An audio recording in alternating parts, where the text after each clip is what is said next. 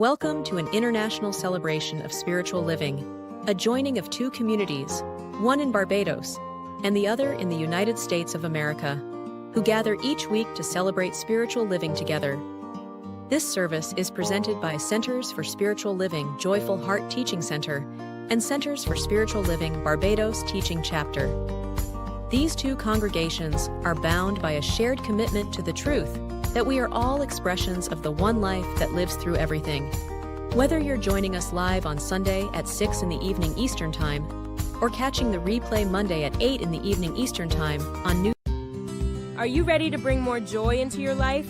Well, today is your lucky day, because we have exactly what you need. Join Rev Gina for Finding the Joy in the Journey. Come recognize the beauty of life. Explore various spiritual practices. Create greater joy today.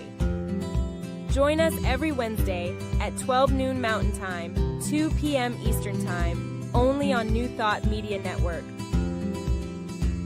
Okay, let's get ready to find your joy with Reverend Gina.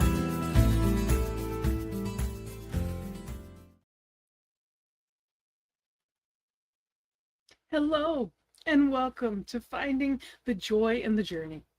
I'm Reverend Gina, and I am blessed to be here with you today. What a gift it is to have this time together to celebrate one of my favorite things there is, and that is joy. It is something that is inherent within us. We don't have to go looking for it. There's nothing grand gesture that we need to do. It's just simply to be in the awareness of who we truly are and allow it to be. Not do, just be. So wherever you are, remember, you have a different view today than you will tomorrow, than you did yesterday, than you will years from now. You know, I look at it like going up the side of a mountain. There's a different view every step of the way, and there's things about it that are beautiful and will continue to be beautiful every step, but it's always different. So it's so important to be here now and appreciate where we are right here, right now, because now is the only time that you can ever experience joy.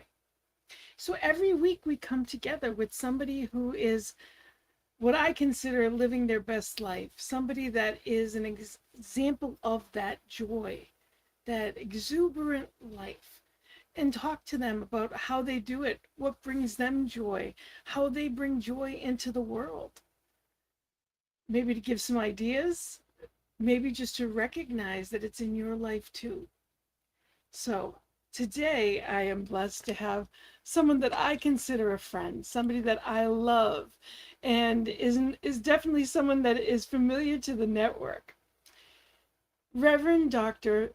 Sharri McMurray is an ordained minister of religious science and the senior minister and CEO of One Heart Retreats, an online focused ministry.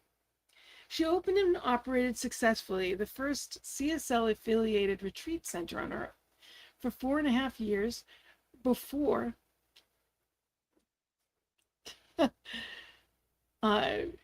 before taking her ministry fully online. 2020 did a lot to a lot of us, and it worked out for her. During that time, she served on CSL's Global Heart of Peace initiative for over 5 years. She's published 2 primers of affirmative prayer, Treatment with Training Wheels, and God Talk for Kids.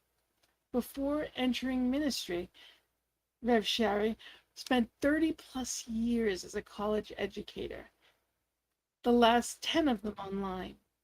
She received her Doctor of Wisdom Studies from Emerson Theological Institute. She also hosted New Thought Media Network's weekly program, Global Focus Today, for 3 years.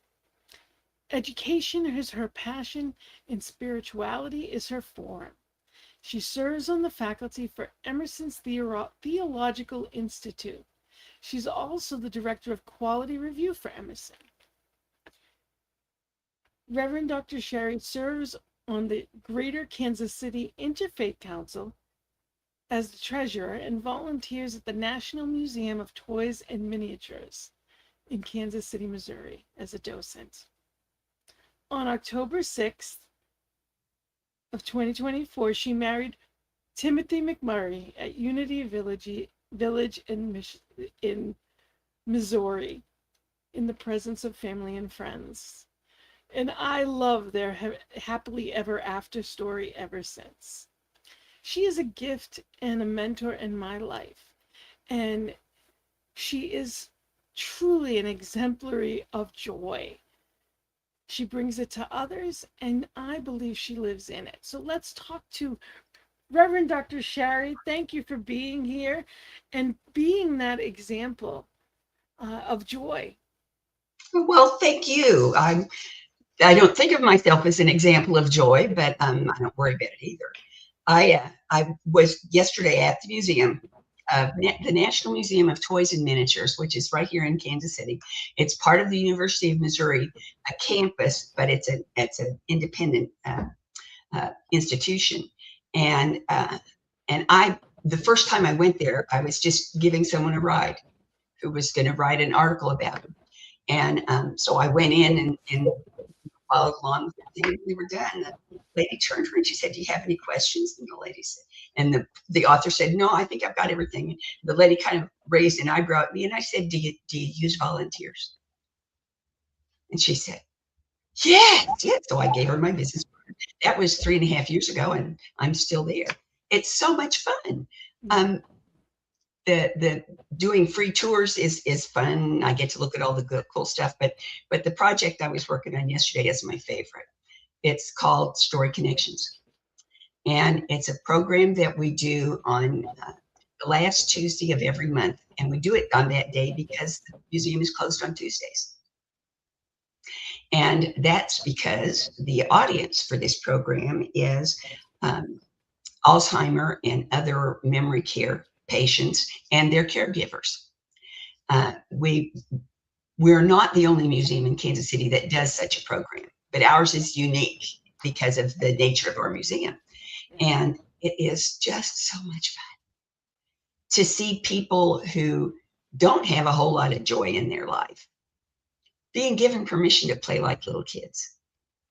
We do a little program about one of the objects, and then we take them in the entertainment center and we give them cookies and tea and some activity. Yesterday, we talked about a set of 4 handmade Alice in Wonderland dolls that are in the collection. And so for our activity, we played Alice in Wonderland bingo. It was a hoot. And they were stealing markers from each other and rearranging them. Somebody turned to get their cookie, and the guy beside him would rearrange their markers on their bingo card. But we still had winners, and they still got prizes. And we always give them something to take home with them. So, of course, it had to be Alice in Wonderland theme. So our education director found, I'm telling the truth, Alice in Wonderland tea bags. I was just, and they got to pick their own. So it took a little while to pick their Alice in Wonderland tea bags because there were 6 different flavors. And it was as if, especially for the caregivers, it was if they had walked into a magic door and everything that was bothering them got left on the other side of the door. And they got to just be themselves and have fun. They got to play and eat cookies, for heaven's sake, and tease each other. We had a trunk of costume hats. There were fedoras for the men, and there were little what do they call them? Fascinators that just clipped on the side of their head for the ladies, and they all had feather boas. The guys weren't going to be left out of that. So every one of them had a bright red, green, pink, yellow feather boa on, and they were having the time of their lives. Just eating cookies and playing bingo. But when you facilitate something like that, of course, there's effort that you put in, and you end up exhausted at the end of the day. But you're participating in joy. It's when you are the facilitator of joy, you're receiving that joy. It's just like prayer. Oh, yeah. It has to come through you. And you found a way to create more joy in your life. You volunteer and you found out something that you were interested that brought more joy. So I applaud you for Well, that. I would encourage people to consider volunteering as a way to put more joy in their lives, Yes. because you volunteer to do things you like to do, for starters, and you're benefiting somebody other than yourself.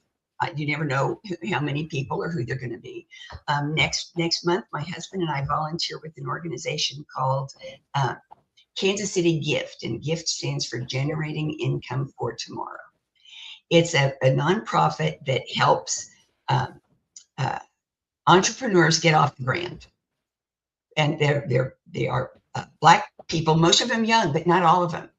One of the people who won a $30,000 grant last year was my age, and I'm 76. It's never too late to start something wonderful. And she was fabulous. I mean, they have a contest to pick who gets the grants and everything.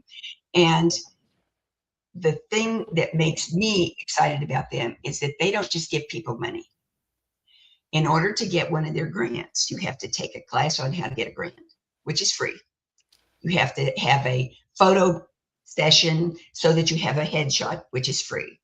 You have to work with a fashion, and they don't call it fashion. What do they call it? It's kind of like marketing yourself, but they have a specialist. Mentors.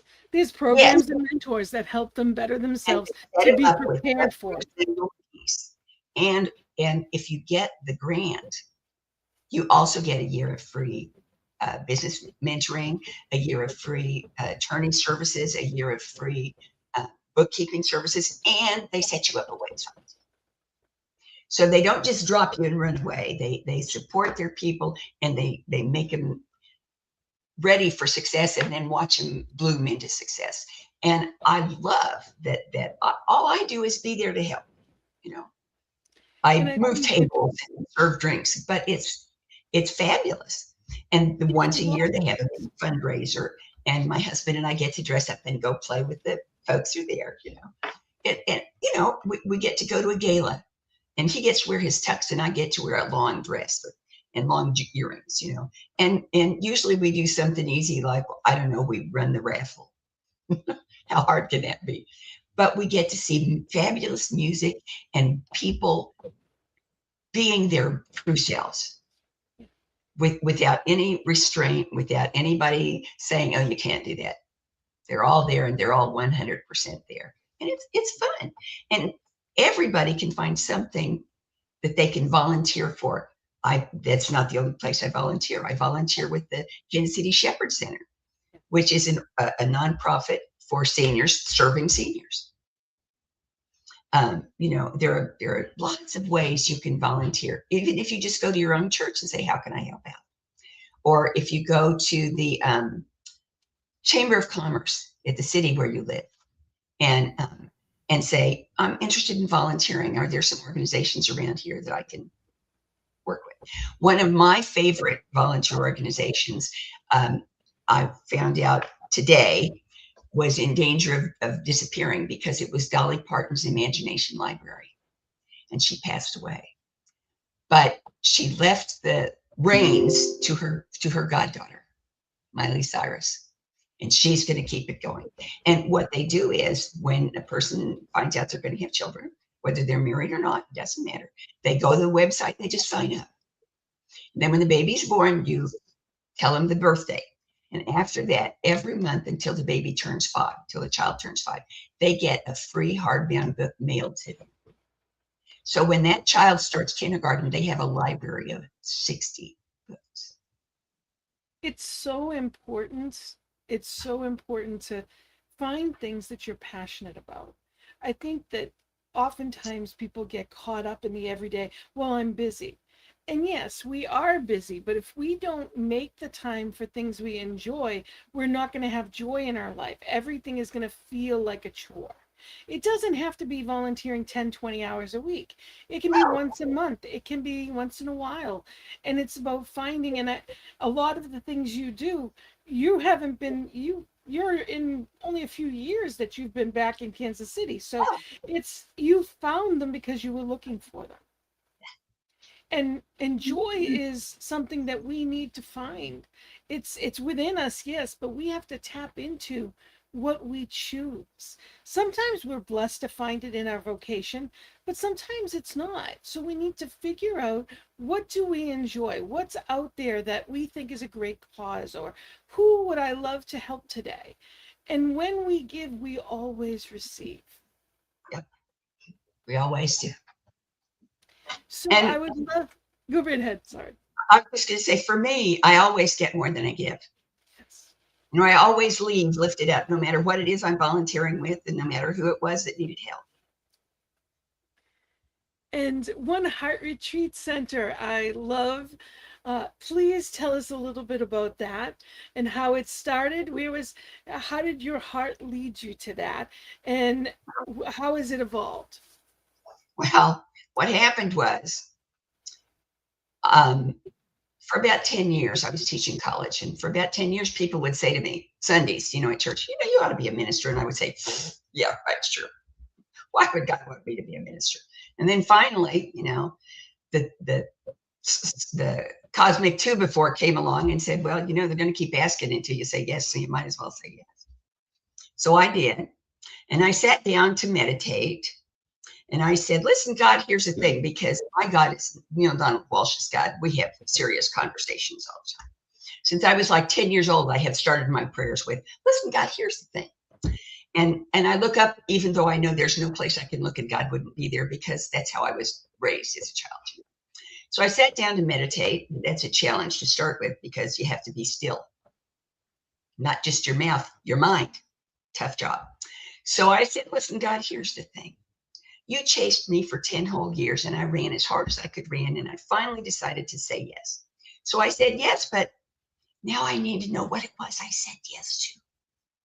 I don't see me as a pulpit minister. There's too much politics in pulpit ministry.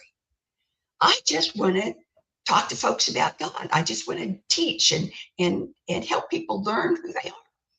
So I finally, you know, my head shut up and I started to listen, and I got this vision. And it was a 3D smell-o-vision, television, sound-o-vision vision, you know, not just a vague idea. It was detailed. And it was a mountain retreat, a retreat center in the mountains. And I mean, I could see the buildings and the trees and the groundskeeping and everything. And so I said, okay, I can do that. And it took 21 years from when I got that vision to when I actually walked onto the grounds of One Heart Retreat Center. And it was something you say all the time. I don't need to know how it's going to happen. I just know it's going to happen, and keep putting one foot in front of the other, and we get there. My late husband was with me at that time, and he had been with me through the whole ministerial school and the designing, and he helped me build a business plan for it and all of that. But there were a couple of things we didn't think about. One of them was that he had cancer, and we didn't know it. And 4.5 months after we got there, he just was gone. His ashes are still there, because there's a little cemetery in that retreat center grounds, and I buried his ashes there. But life is nothing but surprises. How much surprise it is and how good or bad is all depends on how you look at it. I ran that retreat center by myself for 4.5 years. And that was during COVID, which meant that I couldn't teach except on Zoom. I couldn't lead a retreat except on Zoom. So what I did was I opened it up for, what do they call it? When you do short-term rentals, vacation kinds of things. And I had cleaning people who came, but I had to leave their check on the kitchen table because I couldn't come within 6 feet of them. So it was a little bit of a challenge.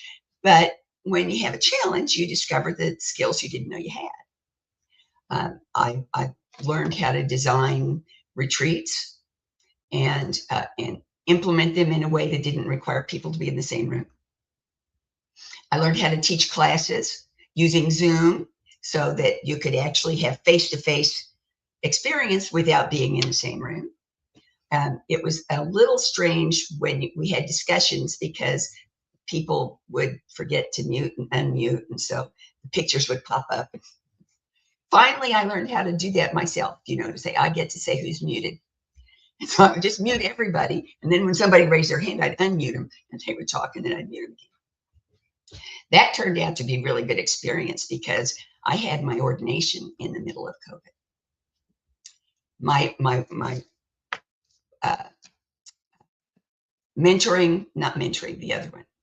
sponsoring minister, finished her ministerial training and everything a year before me. And she waited until I was ready to be ordained because she was living in Arkansas too, but farther away than either of us could walk. And so we did a Zoom ordination. We got a beautiful picture of stained glass that's in a meditation chapel in downtown Dallas.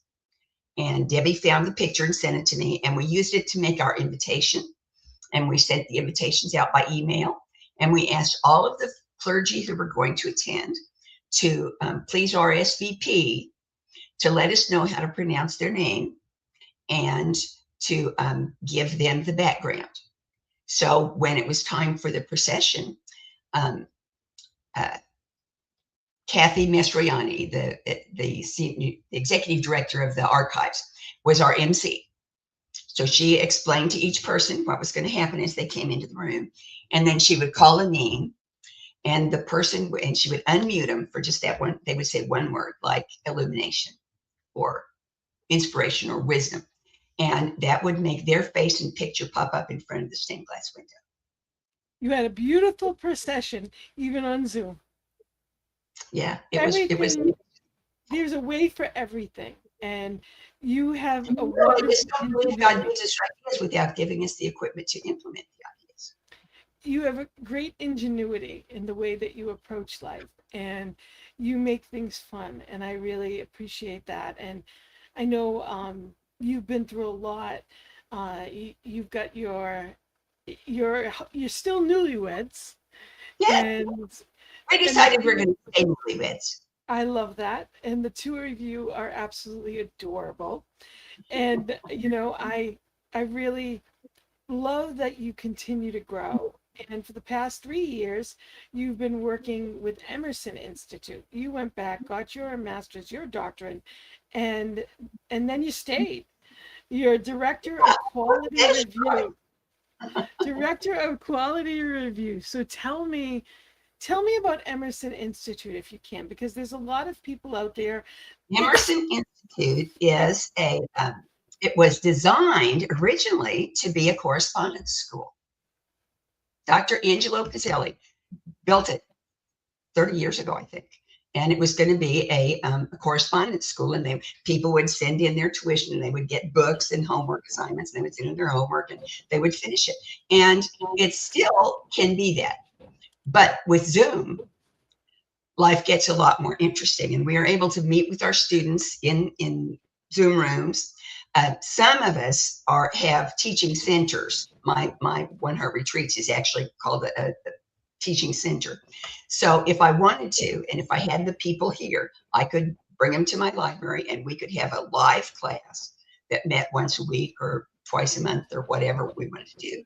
And they could discuss in person and do their homework and turn it in. And that they would get credit for it toward their degree or their credential. Emerson gives credentials for minister and practitioner. I think they have 2 practitioners. They have the New Thought practitioner and the New Thought Interfaith practitioner. I think we have 5 ministerial credentials, from interfaith to transcendence to interspecies, which is animal ministry. That one, we don't have a doctorate. We only have a master's, but we do have both a minister and a practitioner. So, and you can get a bachelor's degree, a master's degree, a doctorate in 7 or 8 different areas of spirituality, because it is a school of spirituality. And I get to meet with my students by Zoom, and I love graduation. Graduation is always at the Anton retreat in October. And because I'm the director of quality review, I get to call the students up to get their diplomas because Dr. Ruth, who's the provost, has to give them the diploma. She gets to give them the diploma. So I get to call them up to get the diploma and line them up. And, I'm the graduate wrangler is what I am actually for graduation. But it's so much fun because their families are there with them and they're so excited. And most of them have already had a career in something. So they're not teenagers fresh out of high school. They're people who've been in the world for a while. And it's so wonderful to see them just blossom and come alive with yes. Because that's what ministry is. It's just a big loud yes. And it's all I do is teach them what the possible questions are. It's up to them to figure out what their yes looks like. Could you tell people what Anton is? And we're broadcasting live on one of the Anton pages as well. So, but if you can tell me, for those that don't know, what is, we're on New Thought Media Network, which is New Thought in general. But I also love for you to tell us what Anton is. Oh, you bet. Anton stands for Affiliated New Thought Network. And it is an organization that ministers and practitioners and just individual people who are interested, licensed Unity teachers and their spice, that's plural of spouse, in case you didn't know that, come with them to the events because they have so much fun. It's the best conference I've ever been to. And I went to the Parliament of World Religions once, and I'd go to Anton first if I could only go to one. It is that their retreats are wonderful. They're modeled to be, how do I say this, to feed the body and feed the soul and feed the spirit. There are great speakers. There are great activities. I get to do a workshop each time. This year, we're going to make foldable finger labyrinths that you can take home with you. Permanent ones. They're on oilcloth. So you never know what I'm going to come up with to do for a workshop, but it's always going to be something that's got something to do with prayer and something to do with fun. So, and last year they had someone who did a workshop on how to use AI to build a website. They had people who do workshops on music. When Melly and Z were there, we sang all day, every day. And last year we had Ricky Byers as our music person. And she really, she had us parading and dancing. It was just marvelous. And they don't have classes, but they have workshops with content as opposed to workshops that are just fun, so that people can get continuing education credit for going to them and things like that. Anton and Ian and Emerson are not the same, but we're affiliated. A lot of the Anton members are focus ministries like me, who are also working teaching centers, so we can have one-on-one classes, we can have group classes, we can have in-person or by Zoom. It's very, very flexible. And you don't have to take all your classes from one instructor. In fact, there's a couple of classes that listen, I don't want to teach this. So-and-so does this really great course. And they don't know, that it's something I didn't want to teach. And it doesn't matter, because teaching what you don't want to teach doesn't work. And the people who teach the individual special classes are fabulous at what they do. And I just want to mention for people that don't, you can be part of any New Thought organization and be part of Anton as well. It's not this or that, it's this and that. So for me, I'm part of CSL, but I'm also a member of Anton. So it's both. It's just another network to bring together the umbrella of New Thought, which is wonderful. It is. And what I love about Anton is that it's an organization of people made up of people who care about the people they're made up of. It's not like going to a business convention. It's like going to a really cool family reunion, because they're my peeps. They are. I get more hugs in the first full week of October than I get the whole rest of the year. Thank you. Thank you. And You know, one of the things I always ask, and I'm going to ask you, uh, what brings you joy in your daily life? What brings you joy? And I know you find it in a lot of places, but Yeah, there are a lot of things. Uh, I have my husband, of course, and I have my cat Bandit and my dog uh, uh, Penny, who is a little miniature whippet, little copper colored miniature whippet.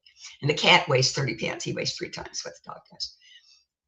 There's my husband, of course, and my pets. There's needlework. I love to knit and crochet, and if you can draw it, I can knit it or crochet it or both.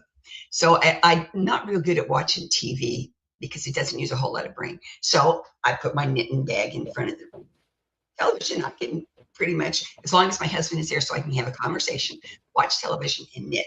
That uses up enough brain that I can sit in one place for a while. But there are other things. Taking Penny for a walk. I live in a wonderful townhouse complex that has big lawn, ginormous trees in the middle between the homes. So Penny, I took her for a walk yesterday, and now mind you, this little 13-pound miniature whippet.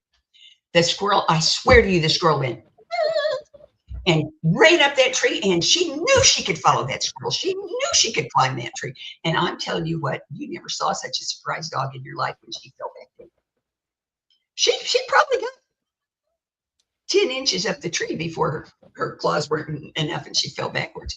And of course, I was standing there laughing until tears rolled down my face because it really was funny. And joy is not something you find or something you give or something you build. It's something you are. And most of us can't be joy 24/7, 365. But I figure if I'm doing 6 hours a day, I'm ahead of the game. You know. And I take Penny for a walk, and the little kids who live in adjoining houses can come up to play with her, and she just thinks she's died gone to heaven because she's got little kids to play with. Grown-up people are nice, but little kids are her favorite. So, and my grandkids don't come here very often because they don't live nearby. You know, actually, great grandkids, the grandkids do live nearby, but they're busy with their kids. But whenever they come to visit, oh, she just runs from one to the next to the next to the next, waiting, pet me, pet me, pet me. And she doesn't wag her tail; she wags the whole back half of her body. She's just adorable. And Bandit, on the other hand, allows you to pet him. He's a 30-pound black domestic short hair. So, you know, and I will confess to one little thing that they have me trained. If I'm sitting at the kitchen table reading a book, I can be sitting there for an hour before I notice that this hand is going pet the dog, pet the cat, pet the dog, pet the cat, pet the dog, pet the cat. And if I forget, the head comes under my hand to remind. they nudge it, absolutely. Yep. And, you know, I think that it's so important that we realize the joy in our lives. Like you said, just watching the dog makes you smile, makes you laugh. You know, you were sharing with me a beautiful example of that. You know, we get a choice on how we look at things. The most important thing we have is our perspective. It's not what happens to us, but how we react to what happens to us. And sometimes we're in public and people can, especially children, if they're, you know, they're acting out or whatever it may be, you know, sometimes we can find it annoying or frustrating or fill in the blank. Yeah. And you told me a story of how you approach things differently. So if you could share that, because I think it's important to remember we get a choice. My husband had a string of doctor's appointments, and if you can get them all on one day, life is easier.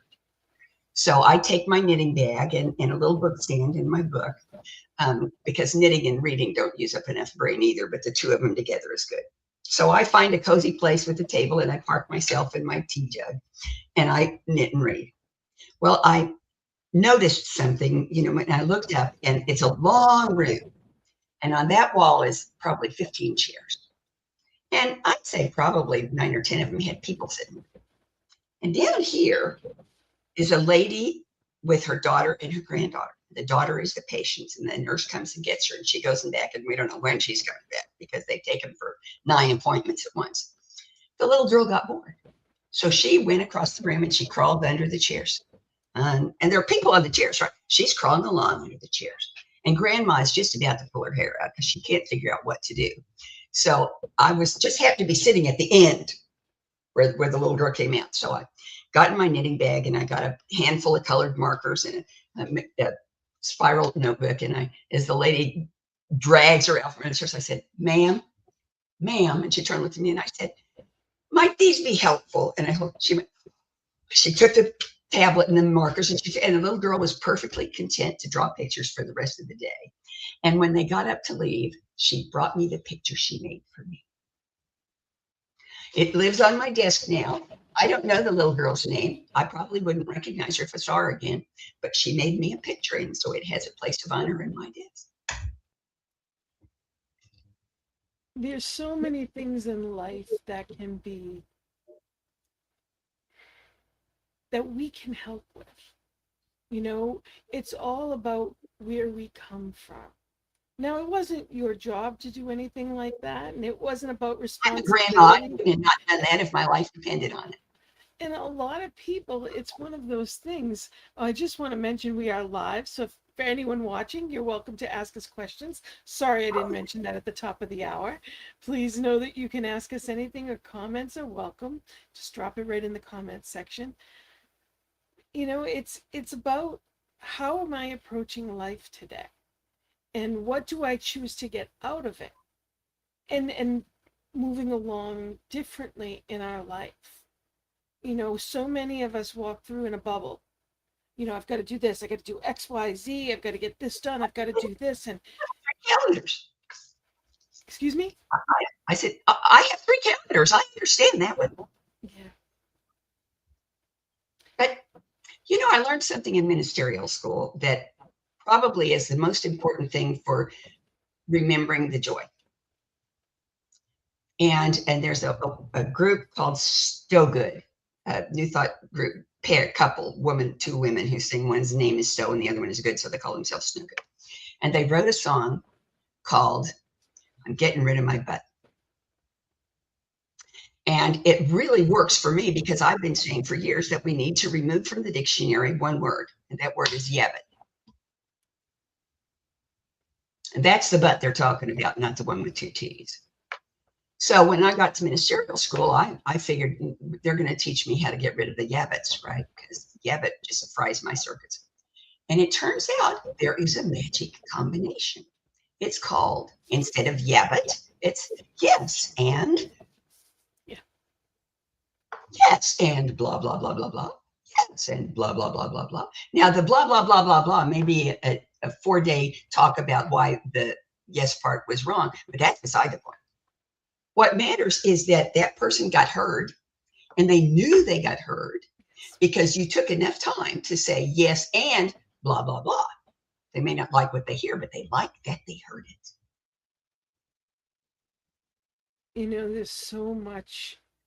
There's so many people out there that need somebody to pay attention to them. They're not looking for, it doesn't have to be everything, but we can do something. We are here as the hands, the feet, the voice of spirit. We are those expressions of divine. There's so many people complaining about the world and what's going on in it, but it's up to us to be the change we choose to see in the world. And we can do that by handing a child some markers and helping that grandmother be a little bit more sane in that moment. We can do that through, just calling someone up and saying, how are you doing? Do you need anything at the store? Or I was thinking of you today. And giving just, a lot of times when people are walking through crisis, in the moment of crisis, people are there. But afterwards, people forget. And when we don't know what to say, we don't say anything at all. And I think it's so important to just call and just say, hey, how are you doing? And that can be in anything in life. The kids are going back to school today, soon. Actually, in Rhode Island, it's this week. And if you were down south, it's already happened. So, wherever you are, it's one of those things to just check in with parents and say, how are you doing? Do you have everything you need? There's little things that are really big things, especially if someone's got a kid going off to college. I know one person that her child's her whole world, and now she's going to be home without her, and it's devastating. And then there's other people. My daughter is counting the hours till they go back to school, and she's more excited than anybody. So everybody is different, but it's so important as we evolve to get out of our own little bubble. Sometimes I think people get so caught up in struggle, or what has to get done or hasn't gotten done, or what's wrong in the world, that we don't realize we have control over our own world, our own attitudes. We have control over what we pay attention to and how we react to it. Yeah. I think it's really important for people to understand that sometimes you have to just stop. Just stop and take a breath and say, okay, where am I? What is happening right now that I need to do something with? And realize that you can always eat it like an elephant. You know how you eat an elephant? One bite at a time. And sometimes that's all you can do is just take one bite and chew it until it's nothing left to chew, and then think about taking another bite. And sometimes all it takes is for somebody to say to you, walking down the street, how you been? Good to see you. And realize that we're in this together. This thing called life is for all of us. And when we see somebody struggling or having a bad day, it's okay to just say, hi, how are you doing? Or reaching out to people, or even sending a prayer and holding somebody in prayer. That's a gift. A prayer is a real thing, and it's even better when we, let them know that, thoughts and prayers, sometimes we get caught up in saying that and nothing goes with it. But when we say, how are you doing? And what can I know for you? Or, and we are actually reaching out to people. It doesn't take 2 hours. It's not an overwhelming commitment. It's just being kind. You just reminded me of one of the things I love about Anton. They have a team called Sacred Connections. And on the Anton website, there's a place where you can request prayer. And if you request prayer, that request gets sent to everybody on the team, because 5 seconds to fill out a card or something. And you can say, I want prayer. I want prayer and I want cards. I want prayer and I want email. I want prayer and I want a phone call. So what kind of support do you need? And they send it out to the whole team. And so sometimes you get 8 get well soon cards, and sometimes you only get 1. But what you always get is 8 prayers, because everybody prays over them before they do anything else. And what I have noticed recently is that even though a lot of people are having a lot of challenges, a couple of people have taken the time to say, I'm having such a great time, and I just want to say thank you. And we have to it celebrate. shocks you. It reflects when somebody says, you open it up and you're expecting somebody's, having surgery and blah, blah. And instead it says, so-and-so just got home from the hospital. They feel like $100 and they'd like you to know they're grateful. And good things happen in so many ways, and they need to be celebrated. We need to talk about them. It's not bragging. It's not anything like that. It's celebrating life. We often talk about anything that's wrong, but how often do we brag about what's good? And whether it's our children, grandchildren, our partners, ourselves, it's good to say good things, celebrate them, because what we talk about, we bring about. So when we're celebrating the good, we're attracting more good to us. And it's a wonderful cycle, you know.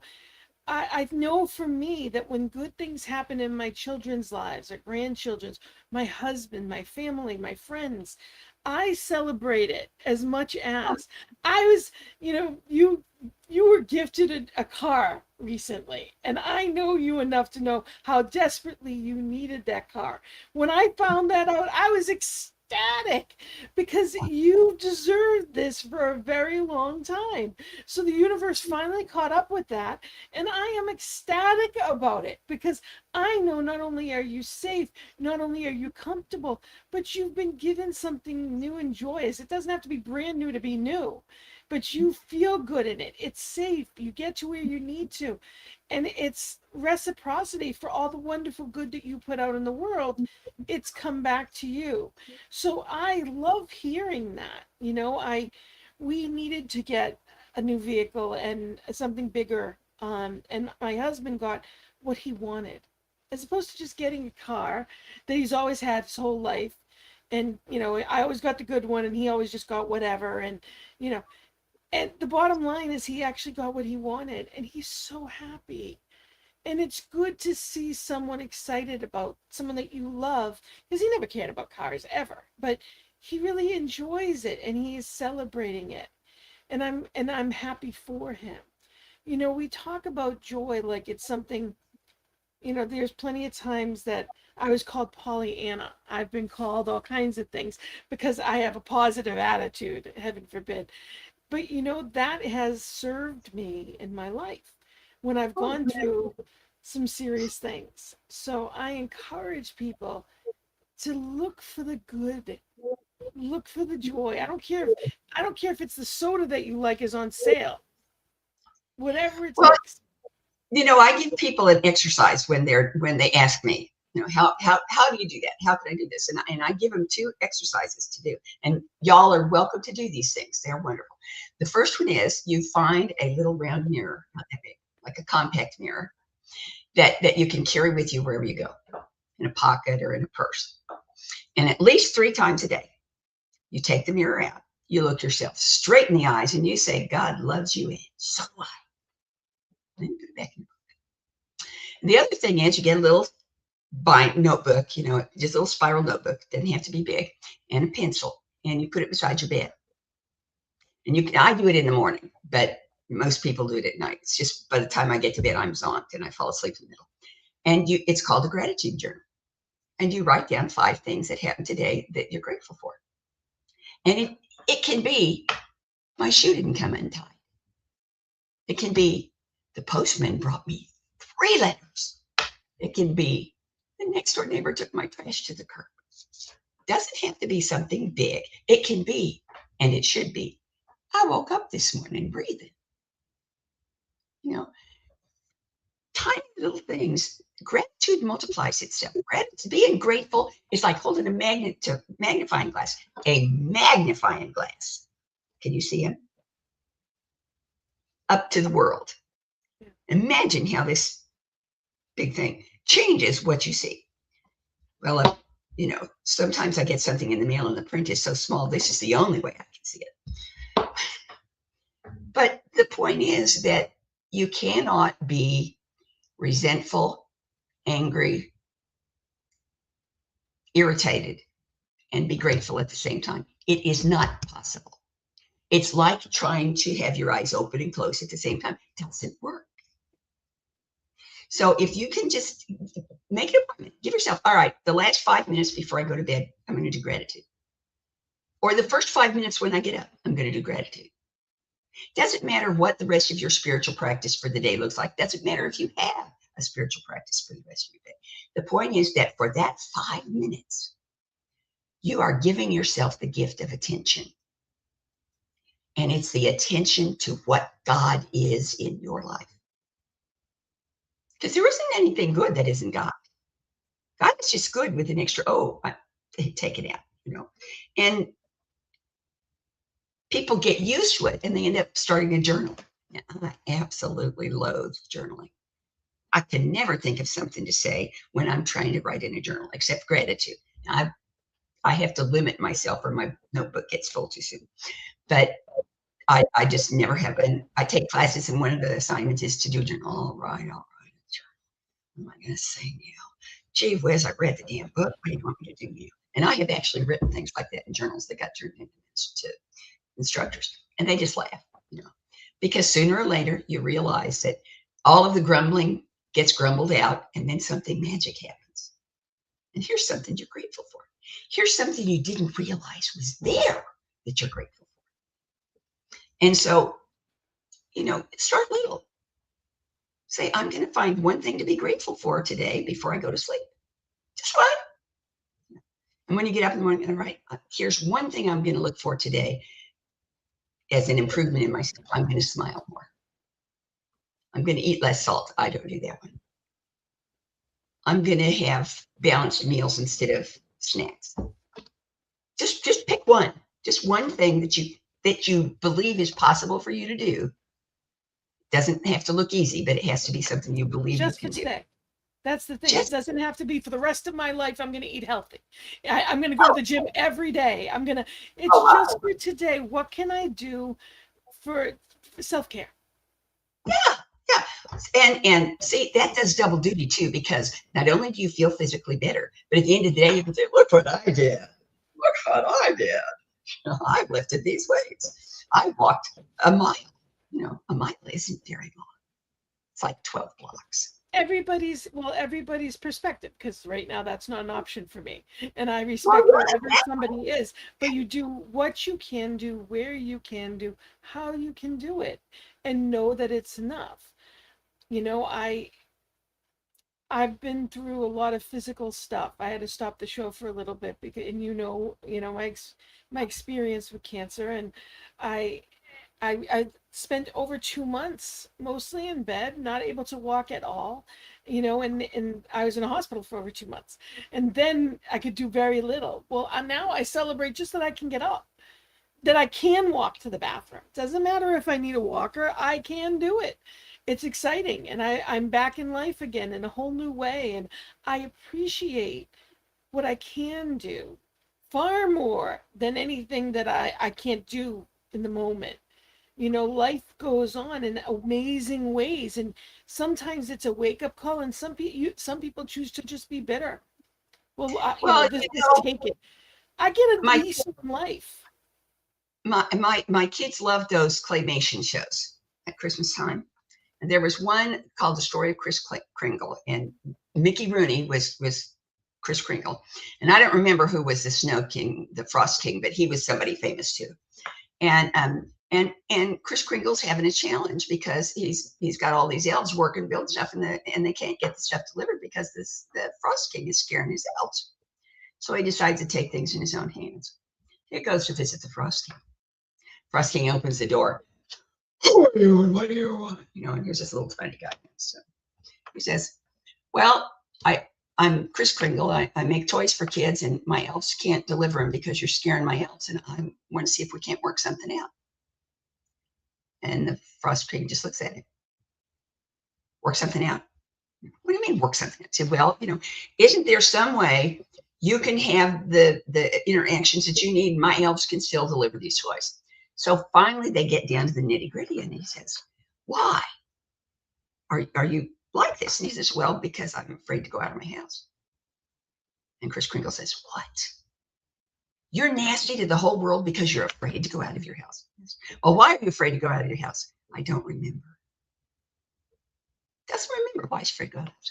So Kris Kringle says, okay, I could rant and rave here, or I could actually do something useful. So here's what we're going to do. We're going to clear a path to your door. Get out of your chair, path to the door. And then, don't care how long it takes, as long as you just do a little more every day, you're going to get up and you're going to put one foot in front of the other. Put one foot in front of the other, and soon you'll be walking across the floor. Put one foot in front of the other, and you'll be walking out the door. And so, of course, they sing and dance and da-da-da-da, and the toys get to the kids. To me, that's a magic phrase. Put one foot in front of the other. That's life. Take the smallest bite of the elephant that'll fit on your fork. Just today, And just in this moment, you do what you can. There's a lot of people that experience depression, and it's a very real thing. oh, I And I know. encourage people that are feeling despair or distraught, please reach out to people. Find someone to talk to, whether it's a minister, whether it's a practitioner, whether it's a licensed a therapist. Find someone that can help you, or, whatever it may be. Just know that there is a brighter day ahead for you. And like you said, take one step at a time to get there. Because if nothing changes, nothing changes. It's a real thing when people aren't experiencing the life that they want to live. It's a real thing when you're walking through a medical challenge, a financial struggle, a breakup, grief of any kind, a job, loss of a job. There's real stuff that happens. But that does not mean that we can't experience joy in every day. And I want people to know that there's so many ways. It's don't look at what you can't do, but look at what you can do. And we get that choice in any given moment to look at what we can do. And, I'm going to just put my information up there. People are welcome to reach out to me. It's Gina at, it says dot, but it's supposed to be at believingyoutoday.com. And you can reach out to me and know that, we are here to be that change that we wish to be in the world, all of us. But how do we do that? And some people it's by example. Some people it's, that they know how to, but they don't think they have the time or are afraid to be their best selves. You were born to shine. And if you don't feel like you're shining, I encourage people to get help with that. Whether it's finding someplace like Anton or a spiritual center or whatever it may be, find help with that. Even if it's just saying, I don't know how to do this. Like that ogre and, the wizard was, somebody finally stopped and said, what's the problem? And I remember it was also linked just in general. He wanted a toy.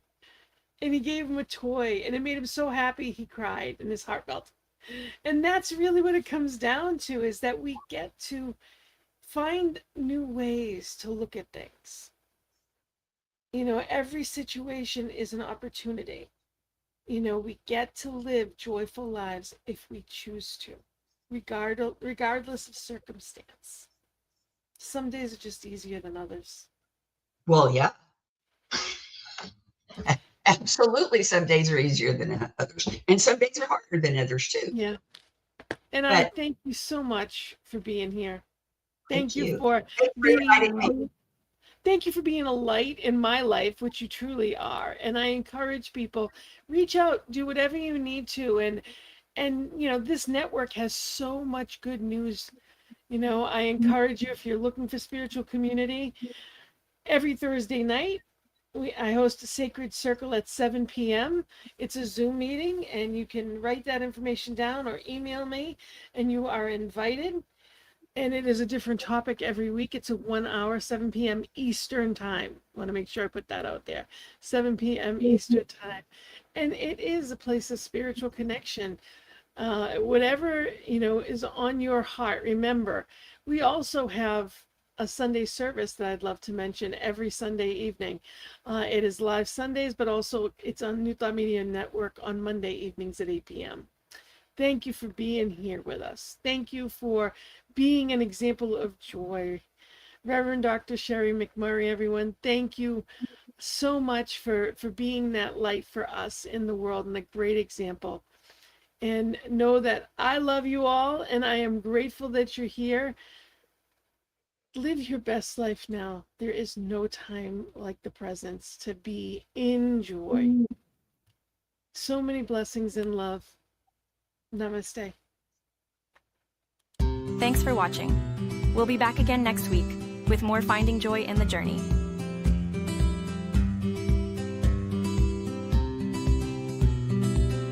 Be sure to like, share, and subscribe. Join us at 12 noon Mountain Time and 2 p.m. Eastern Time, every Wednesday, only on New Thought Media Network.